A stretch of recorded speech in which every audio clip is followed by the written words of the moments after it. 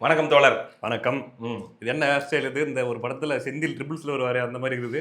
அதாவது அது ஒரு ஒரு வரலாற்று துயரம் நடந்து போச்சு. ம். முடி வெட்டலான்னு சொல்லி நேத்து போனேன்ல, ம். அங்க வடக்கு நண்பர் தான் இருந்தாரு. சரி அவர்ட்ட போயிட்டு தளபதி ஸ்டைல்ல வெட்டுங்க அப்டின்னேன்.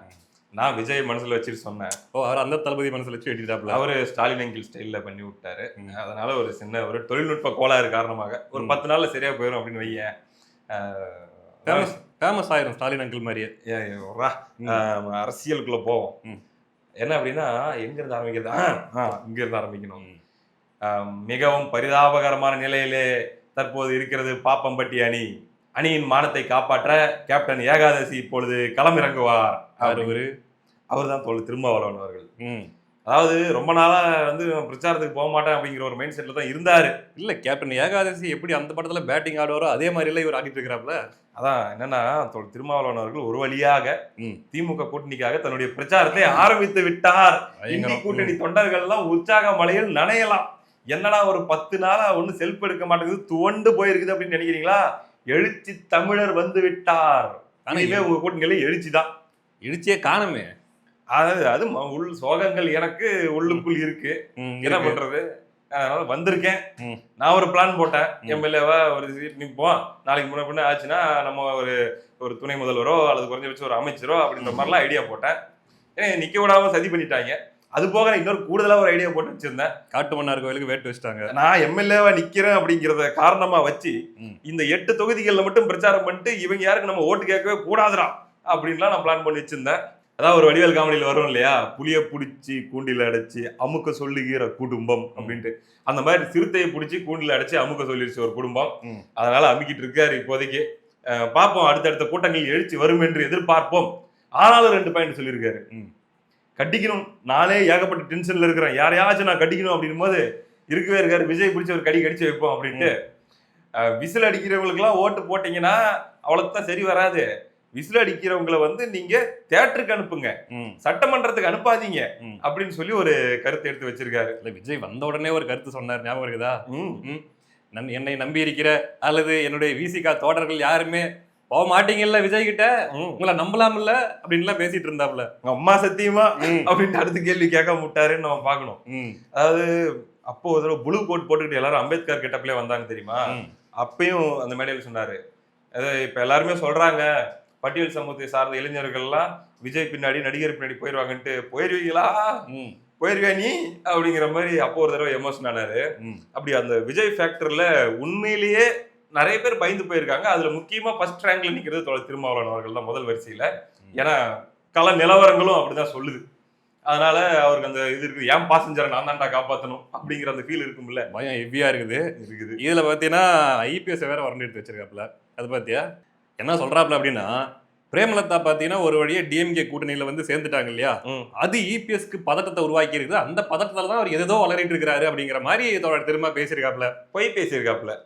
அதாவது பதட்டத்தை ஏற்படுத்தியது உண்மை யாருக்கு அப்படிங்கறத கேள்வி. பிரேமலதா வந்தது பதட்டத்தை ஏற்படுத்தியது உண்மை யாருக்குன்னா வேற யாரு, எனக்கு தான் அப்படிங்கறத தோழருடைய நிலைமை. ஏன்னா பார்த்தோம் சீட் ஷேரிங்லாம் எப்படி போச்சு அப்படின்றத பார்த்தோம். அதுல அவங்களுக்கு 10+1, நம்ம தோழருக்கு 8 அப்படின்னு கொடுத்ததுல ஏகப்பட்ட மன உளைச்சல். புண்பட்ட சிறுத்தை இப்பதான் வெளியே வந்திருக்குது, ஆறிருச்சு அப்படின்னு சொல்றாரு கேட்டா. அந்த மாதிரி வெளியே வந்திருக்காரு. அதனால அந்த குழப்பத்துல எடப்பாடி பழனிசாமி அவர்கள் குழப்பத்துல இருக்காருன்னு சொல்லி இவர் சொல்றாரு. காரணம் என்னன்னா இவருக்கு குழப்பம். அதுதான் அங்க இருக்கக்கூடிய பிரேமலதா அவர்கள் கூட சொல்லியிருந்தாங்கல்ல, கருகிற வாட தமிழ்நாடு முழுக்க வருதுன்ட்டு. எனக்கு புரியல அந்த கான்செப்ட். சொன்னாங்களா அப்படி? ஆமா, பாக்கலையப்பா. அதாவது 1/2% சொல்றாரு. என்ன அவர் இஷ்டத்துக்கு அவர் பேசிட்டு இருக்காரு. தப்பா சொல்லிட்டாரு. 1/2%க்கு ஒரு 0.7 கம்மி. ஆமா, அதுக்கு வந்து அப்ப உங்களுக்கு வயிறு எரியுதா? உங்களுக்கு 1/2% தான், எங்களுக்கு ஏங்க வயிறு எரியணும் தான் இபிஎஸ் கேட்பாப்ல. தொண்டனுக்கு தான் வயிறு எரியணும். எங்க இருந்து 10-11% வரைக்கும் தொட்ட கட்சியை 0.43 இடத்துல கொண்டு வந்து நிறுத்திட்டாங்களேன்னு சொல்லி அவங்க கட்சிக்காரங்க தான் வயிறு எரியணும். அதாவது சொல்றாரு இல்லையா, இவங்க வந்ததுனால இபிஎஸ் வந்து பதட்டத்துல பேசிட்டு இருக்கிறாரு. உண்மை என்னன்னா, இவங்க வந்ததுனால ஒட்டுமொத்த கூட்டணி கட்சிகளும் என்ன நிலைமையில இருக்கிறீங்கன்றது பார்க்கும்போதே தெரியுது. அவர் ஜாலியா இருந்தாரா, திமுக போய் இவங்க கூட்டணி சேர்ந்துட்டாங்கன்னு உடனே ஃபுல் சந்தோஷமாயிட்டாரு. அப்பா சாமி, நம்ம இன்னொரு 10 இடத்துல நமக்கு ரெட்டலையை போட்டுக்கலாம் போ அப்படின்னு சொல்லி அவர் ஏன் ஃபீல் பண்ண போறாரு. இன்னொன்னு, அவர் வேற வெறித்தனமான ஃபார்ம்ல இருக்கிறாரு இபிஎஸ் இப்போ. ஆமாமா, அது இல்லையா? பார்த்து லைனா உதயநிதி கொடுத்த மிதி ஸ்டாலின் அவர்களுக்கு விழுந்த மிதி அவரும் ரொம்ப நாள் பார்த்துட்டு தான் இருந்தாரு பொறுமையா. இதுக்கு இதெல்லாம் வேண்டாம், நம்ம நம்ம நம்ம ரூட்ல போயிடலான்ற மாதிரி பார்த்தாரு. நான் யாரு ஓவரா உரண்டு இழுத்துட்டு இருந்தாங்க. ஆமா ஆமா. அப்புறம் பழைய பழனிசாமியை பார்க்க ஆரம்பிச்சிருவீங்கன்ட்டு ஆரம்பிச்சிட்டாப்ல அவரு. என்னடா டே பை டே இன்க்ரீஸ் ஆயிட்டே போகுது. அது இப்ப பாரு, இப்ப நீ நோண்டி பார்த்த வரைக்கும் உனக்கு சொரணியா இருந்துச்சு, உனக்கு சுகமா இருந்துச்சா அப்படிங்கிற மாதிரி நல்லா என்னென்ன சொன்னாங்க. விட்டா காலுக்குள்ளேயே போயிருப்பாரு, விட்டா அது இப்படி அப்படின்னு சொல்லி என்னென்ன அபியூஸ பிறப்ப பத்தி எல்லாம் பேசிச்சு அந்த கட்சி. என்ன எல்லாத்தையும் பண்ணிட்டு இன்னைக்கு ஏறி 4 குத்து ஆரம்பிச்ச உடனே எல்கேஜி பசங்க மாதிரி அழுதுட்டு இருக்கிறாங்க ஸ்டாலின். கொள்கை ரீதியாக பேசாமல், அரசியல் ரீதியாக பேசாமல் தனி மனித தாக்குதல் செய்கிறார் எடப்பாடியார் அப்படின்னு சொல்லி ஸ்டாலின் தேம்பிட்டு இருக்கிறாரு. அதான் நேத்து சொல்லிட்டாரு இபிஎஸ் அவர்கள் கூட்டத்தில். என்ன சொன்னாரு, ஒரு வார்த்தை நீங்க பேசுனீங்கன்னா 10 வார்த்தை நாங்க பேசுவோம், ஒரு அடி அடிச்சா 10 அடி அடிப்போம், உனக்கு மட்டும் வாயிருக்குன்னு நினைச்சுக்கிறியா, அப்படித்தான் அடிப்போம் அப்படிங்கிற மைண்ட் செட்ல அந்த மோட்ல இருக்காப்புல எடப்பாடி. இது திருப்பி கொடுக்கும் நேரம் மாமுன்ட்டு அதிமுக தொண்டர்கள் அவங்களுக்கு உற்சாக மழை. அவங்களை பொறுத்த வரைக்கும் திரும்பி சொல்றாங்க, வா மச்சான் இப்படிலாம் பார்த்து எத்தனை வருஷம் ஆச்சு அப்படிங்கிற மாதிரி. அவங்க கட்சியை பார்த்து இந்த மாதிரி பார்த்து இந்த எனர்ஜில பார்த்து எத்தனை வருஷம் ஆச்சு அப்படிங்கிற அந்த மூட்ல அவங்க இருக்கிறாங்க. இப்படி ஒரு மாதிரி போயிட்டு இருக்கு. பிரேமலதா அவர்களுக்கு நம்ம சொல்ல வேண்டியது என்னன்னா, அவர் இருக்கிற ஃபார்முக்கு அவரை டச் பண்ணாதீங்க. அவரை பாத்தீங்கன்னா அவர் எல்இடி ஸ்கிரீன் எல்லாம் யூஸ் பண்றாரு, வடிவேல் வீடியோவா இறங்கிடுவாரு, வேற ஒன்றும் இல்ல. எனக்கு என்னமோ அந்த வைப்ஸ் ஃபீல் பண்ணும்போது அடுத்து அதுதான் தோணுது. அடுத்து அதுதான் நடக்க போகுது. எல்இடி ஸ்கிரீன்ல வடிவேல் வீடியோக்கள் பிளஸ் பிரேமலதா அவர்கள் டிஎம்கேவை பேசின வீடியோக்கள். பிரேமலதா அவர்களை டிஎம்கே பேசுற சிவாஜி கிருஷ்ணமூர்த்தி பேசுறதெல்லாம் எப்பா பார்க்க முடியுமா? அதனால பார்த்து கொள்ளுங்கள் என்று கூறிக்கொண்டு, அதே மாதிரிதான் திரும்ப அவர்களுக்கும் ஏதோ இப்பதான் கொஞ்சோண்டு வெளியே வந்து அப்படி 2 ஸ்டெப் எடுத்து வைக்க ஆரம்பிச்சிருக்கிறீங்க. பட்டார்னு போட்டாருன்னா அப்புறம் ஆமா திமுக உங்களை எப்படி நடத்துகிறது, அதாவது உங்களுக்கு நீதி கேட்டுருவாரு, கருணாநிதிக்கு நீதி கேட்டுங்கிறாரு அவரு, நாம விட மாட்டேங்க ஆமா அப்படின்ட்டு. அதனால தோழருக்கு நீதி வேண்டும்னு இறங்கிட்டாருன்னா கௌரவம் ரொம்ப மனம் புண்பட்டு விடும், சங்கடமா போயிடும். ஆமா, அதான் விஷயம். சரி, அது ஒரு பக்கம்.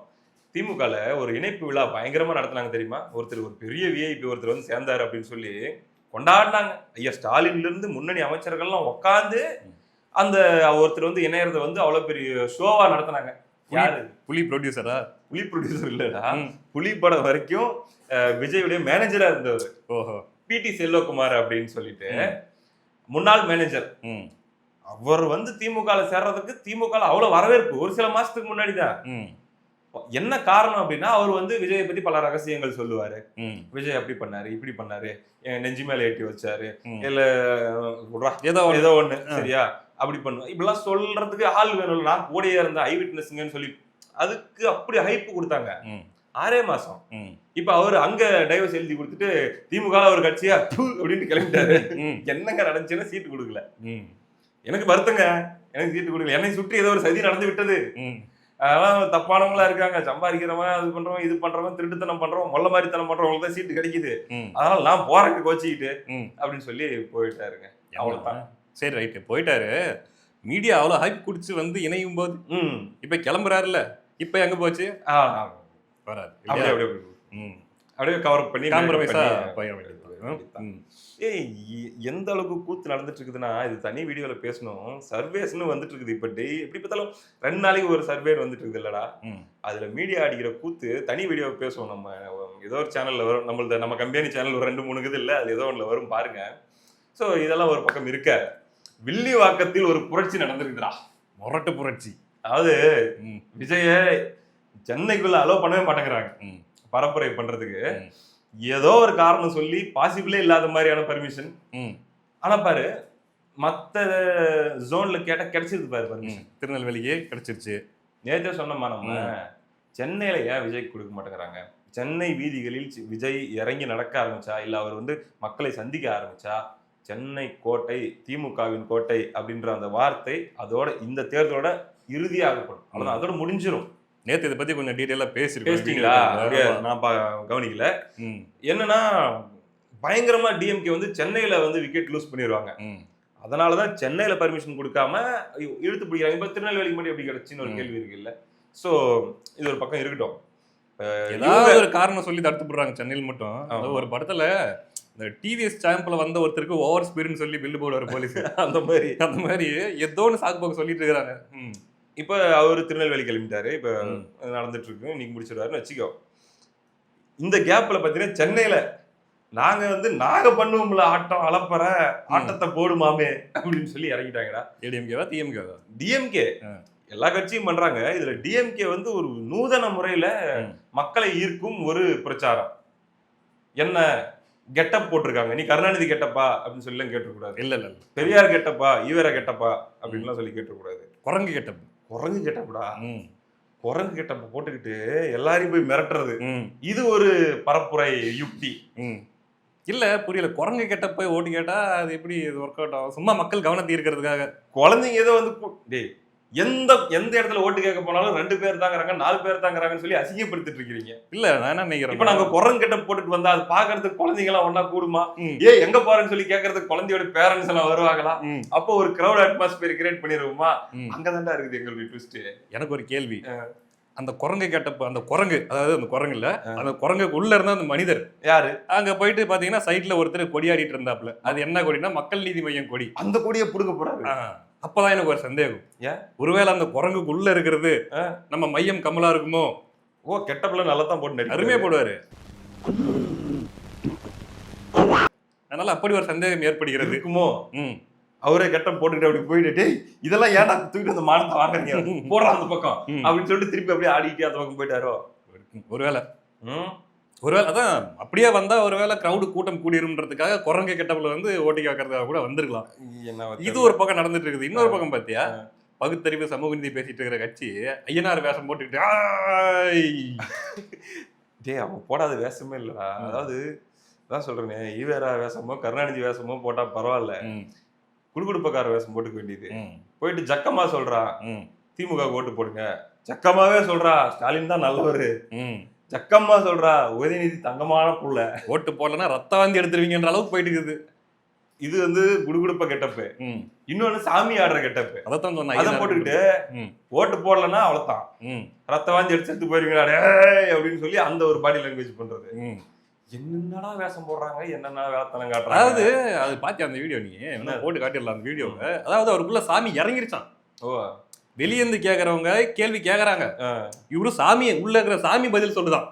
பாத்துக்க, திமுக எப்படிப்பட்ட கட்சி, அருமையான கட்சி, தங்கமான கட்சி, தரமான கட்சி அப்படிங்கிற அளவுக்கு சாமி சொல்ற அளவுக்கு இவங்க போயிட்டு இருக்கிறாங்க, வேலைத்தனம் பண்ணிட்டு இருக்கிறாங்க, என்னென்னமோ பண்ணி பாக்குறாங்க. ஆனா வண்டி 1/2 இன்ச் நகர மாட்டேங்குது. அவங்க டிஎம்கே சைட்ல இருந்து எடுக்கிற எல்லாமே ஐயா ஸ்டாலின் அவர்களுடைய பிரச்சார ஸ்டைல்ல இருந்து, நீ உதயநிதி எடுத்துட்டு போற அந்த போட்டோ எடுத்து போய் இப்படி காட்டுறது, அந்த இதுல இருந்து எல்லாமே பாத்தீங்கன்னா ஒரு சுத்தமா மக்களோட கனெக்ட் இல்லாத அந்த ஒரு விஷயம் இருக்குல்ல. ஃபர்ஸ்ட் இந்த டெல்லி வெர்சஸ் தமிழ்நாடுங்கிற கான்செப்ட் மக்களோட கனெக்ட் ஆகல, சுத்தமா ஆகாது, எப்படி ஒர்க் அவுட் ஆகல. அது டெல்லி வெர்சஸ் தமிழ்நாடுல இல்ல, சிலுவம்பாளையம் வெர்சஸ் கோபாலபுரம், பாத்துரலாம் 2ல 1 அப்படின்னு சொல்லி எடப்பாடியார் வேற அதை வேற திருப்பி விட்டுட்டே இருக்கிறாரு. ஸோ அப்படி ஒரு மாதிரி செல்ஃப் எடுக்காம போயிட்டு இருக்குது இந்த பக்கம் டிஎம்கேல எடுக்கிற யுக்திகள். இன்னொரு பக்கம் நேத்து எடப்பாடி பழனிசாமி அவர்களுடைய ஒரு பார்த்த ஒரு ஸ்பீச், அதுல பர்டிகுலரா ஒரு நிமிஷம் எனக்கு ரொம்ப பிடிச்சிருந்துச்சு. உண்மையிலேயே அது எமோஷனலா இருந்துச்சு. அதை பார்க்கும்போது அது அந்த கிரௌடுக்கு அந்த எமோஷனல் அழகா அவர் கன்வே பண்ணாரு. இங்க ஏற்காடுன்னு நினைக்கிறேன் அவரு பேசுனது.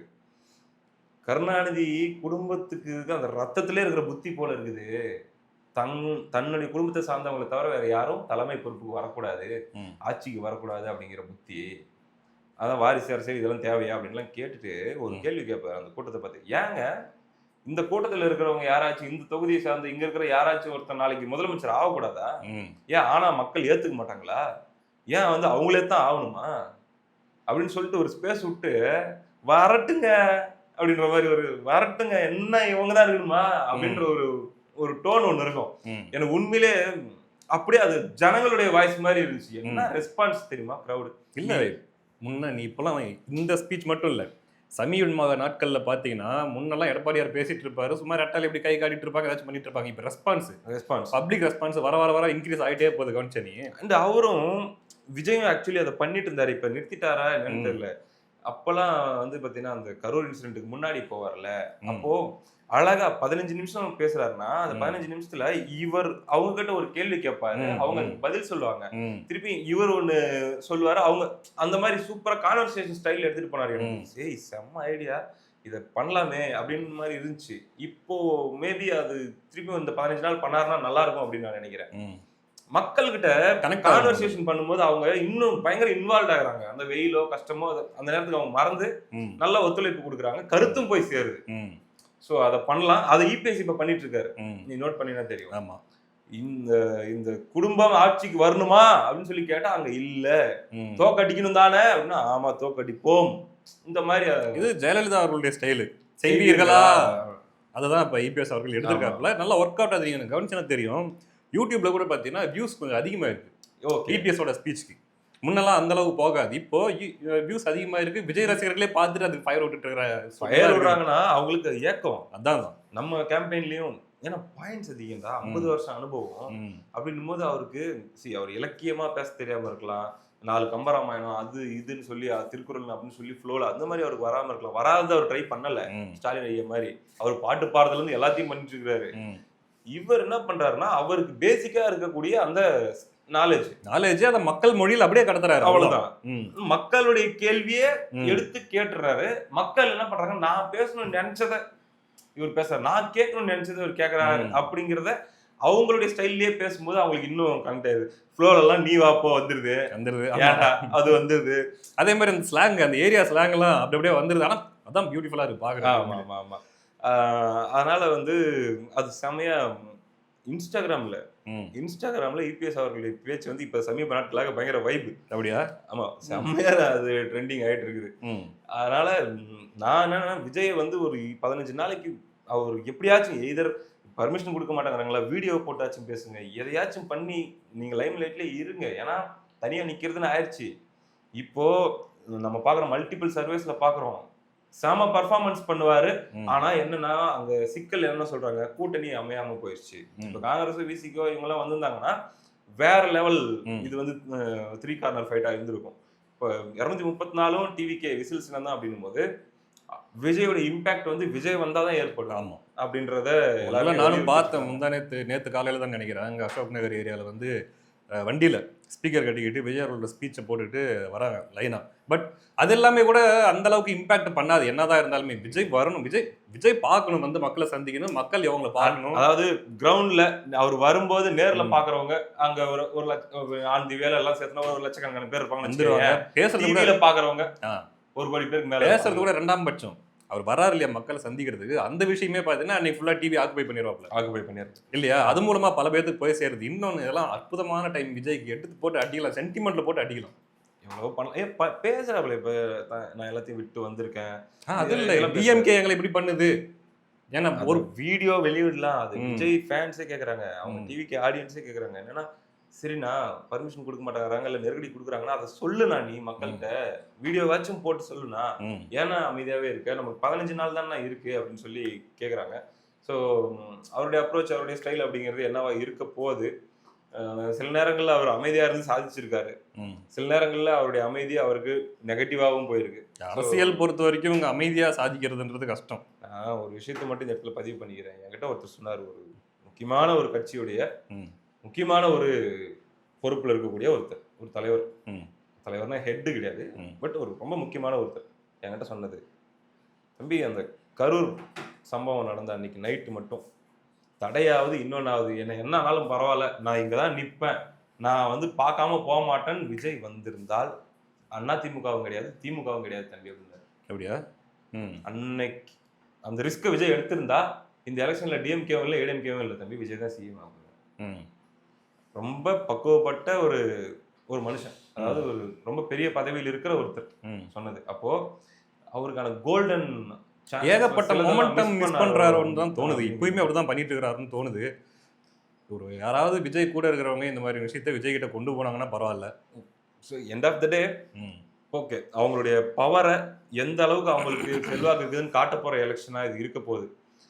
அதோடைய மேக்சிமமா அவங்க ட்ரை பண்ணிடணும் அப்படிங்கிறது தான் நம்முடைய பாயிண்ட். மேக்ஸிமம் பொட்டன்ஷியல் வர்றது வரட்டும், பட் உன்னோட மேக்ஸிமம் எஃபர்ட் என்ன, பொட்டன்ஷியல் என்ன, அதை போட்டுருணுங்கிறது தான் விஷயம்.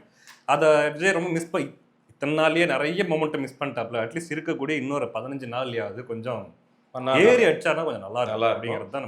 ஸ்பீச் டியூரேஷன் இன்னும் கொஞ்சம் இன்க்ரீஸ் பண்ணணும், இன்னும் கொஞ்சம் பாயிண்ட்ஸ் இன்னும் கொஞ்சம் கூட டீப்பரா எடுத்துட்டு போகலாம். குடும்ப அரசியல், வாரிசு அரசியல் செய்யலாம், அதெல்லாம் பயங்கரமா போய் சேரும்.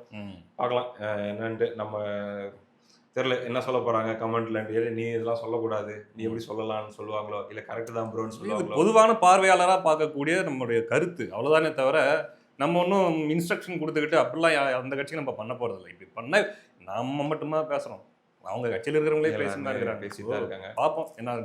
ஓகே, மக்களுக்கு நன்றியை போட்டு ஷோ முடிச்சிடலாம். நன்றி.